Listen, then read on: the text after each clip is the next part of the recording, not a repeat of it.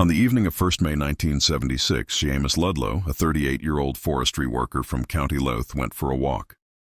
He never came home. Ludlow was quiet. He lived alone. He wasn't political. He had no paramilitary links. He didn't drink heavily, didn't gamble, didn't cause trouble. Which is exactly why what happened next is so disturbing. His body was found weeks later in a rural area near Dundalk. He had been shot dead. The Gardaí quickly decided what they believed had happened. Ludlow had been killed by the IRA. There was one problem. There was no evidence, no motive, no witness, no intelligence. But that theory was pushed anyway, internally, confidently, and repeatedly.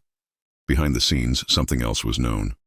Within days of the killing, Garda intelligence had information that loyalist paramilitaries from Northern Ireland were operating in the area and were responsible for a series of random killings of Catholics near the border. Séamus Ludlow fit the profile perfectly, but acknowledging that created a problem.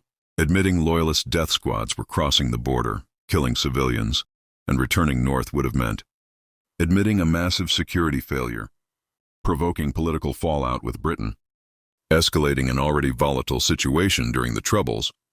So a decision was made. The loyalist theory was buried. Instead, Garda files were altered.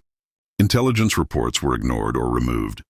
Ludlow's family were quietly encouraged to accept the IRA explanation. For decades, the official position remained that Séamus Ludlow had been murdered by Republicans, despite Gardaí privately knowing that was false. His family were never told the truth. They lived under suspicion in their own community. Neighbors whispered. The victim became the problem. It wasn't until the 2000s, after persistent pressure from the Ludlow family, that the case was finally examined properly. In 2006, the Barron report concluded, Gardaí withheld information. Critical intelligence about loyalist involvement was not followed up. The IRA theory was unsupported and irresponsible. The family had been misled for years. In other words, the state didn't pull the trigger. But it helped the truth disappear. No one was prosecuted.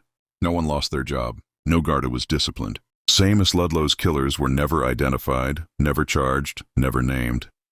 He remains officially a victim of the Troubles, but one whose death was made politically inconvenient. What makes this story truly dark isn't the murder. It's that the system decided one innocent man's truth was expendable, and lived with that decision for 30 years.